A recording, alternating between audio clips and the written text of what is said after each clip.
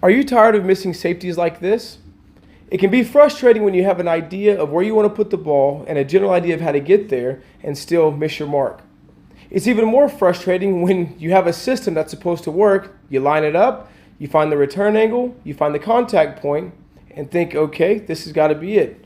You get down, stroke the ball, and miss horribly. Well, don't worry. Over time, I've developed a way to make it all make sense. And I figured out that it all boils down to just one thing.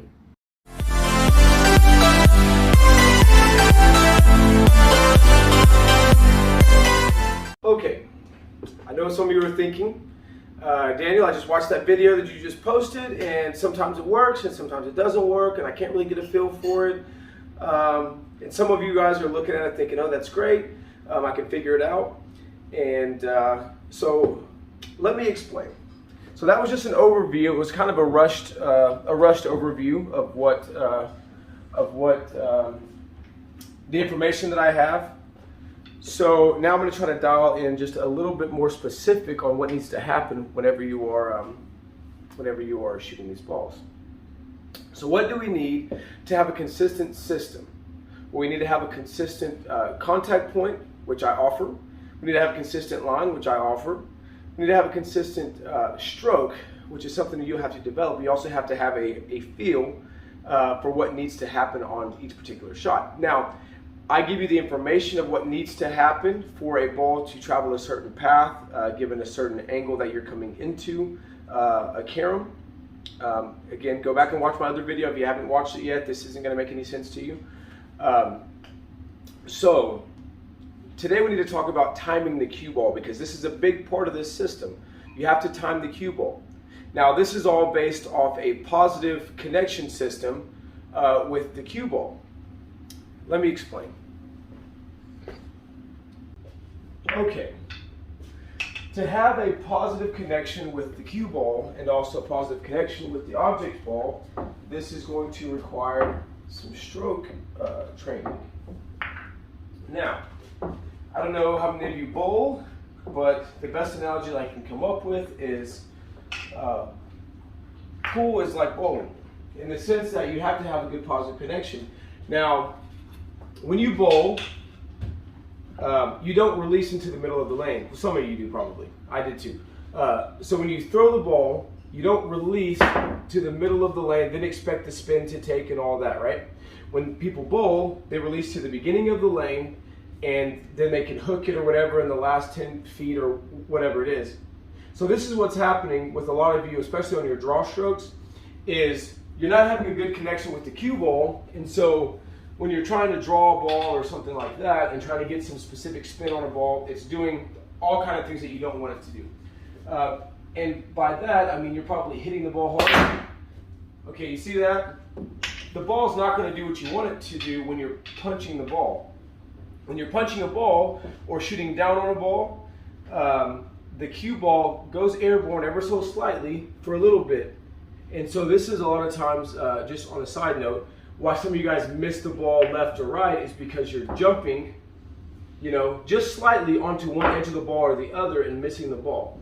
So, and again, you're trying to draw a ball that's airborne when it contacts this ball.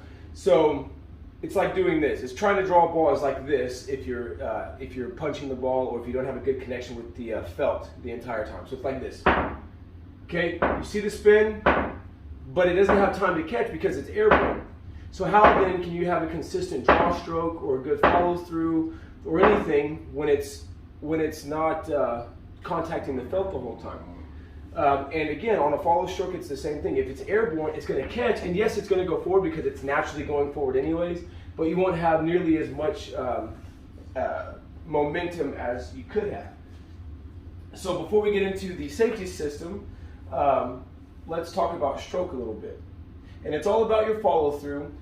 And what I want you to do, I may make this a separate video as well or go into more into another video, but you don't want to punch balls. If you listen to the people in your pool room, most people are hitting balls. You can hear it, just listen, you'll hear these click, click, click all over the place. If you listen to Shane Van Boening play, you don't hear this click. It's smooth. It's because this acceleration is there, and I'll talk about that later. But for this system to work, you need to have a good positive connection with the cue ball. And what that means is just keeping the cue ball on the felt. Now look at the difference in this. All the spin I have, not doing anything, right? A little bit, but if it's contacting the felt, it becomes that much easier for the ball to travel because it's already making connection. So that's what we want to do. So I like to think about it like this. Is just forget that the cue ball is even there and just send the cue ball to the object ball with low spin. You're not trying to draw the ball. This is actually a lesson on this I got from Sean King here in the city. But just send the ball. Don't try to draw it, just send it with low English. Okay, and when you're putting side spin on a ball, it's the same story.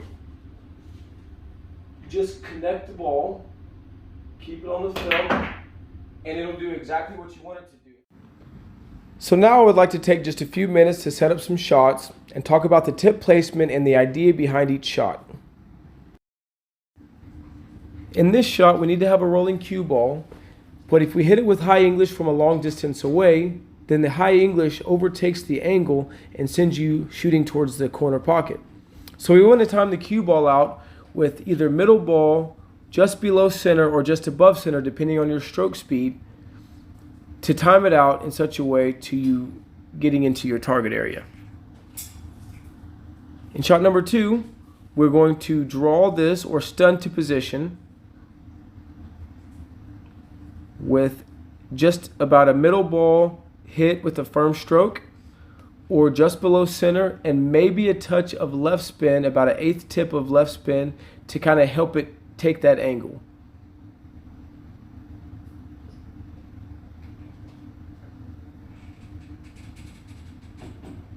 In shot number 3, we have a little bit farther backwards to come, so we need to draw the cue ball a little more than a stun shot and possibly about an 1/8 tip of left spin to help it take that angle as well.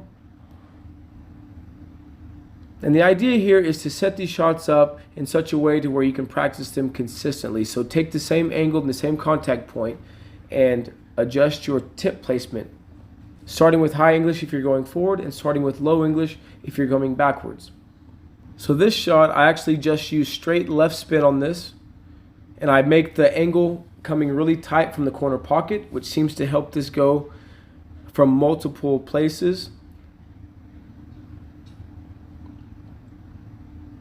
I'll shoot it again.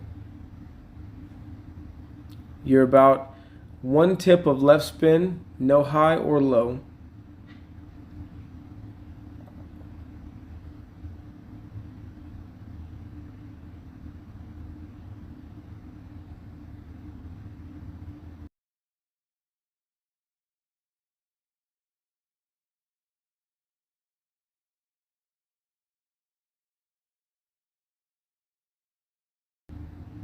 So we'll move the ball back, and you'll see that this will still take the same line no matter how far away it is.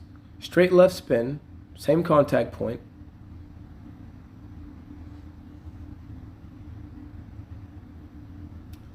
And we can move it back even farther to see that it will still take the same angle. So this is all I have for the evening. I know that this may still be a little unclear, but if you have any more questions, please comment below, or you can email me at systemmaniac89@gmail.com.